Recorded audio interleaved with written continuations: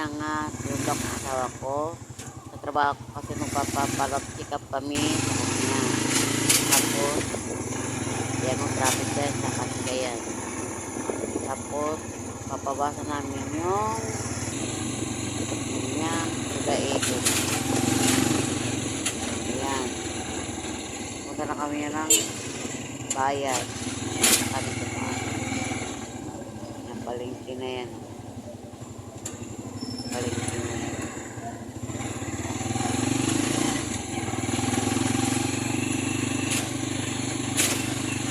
Parang kasi namin may ano sa...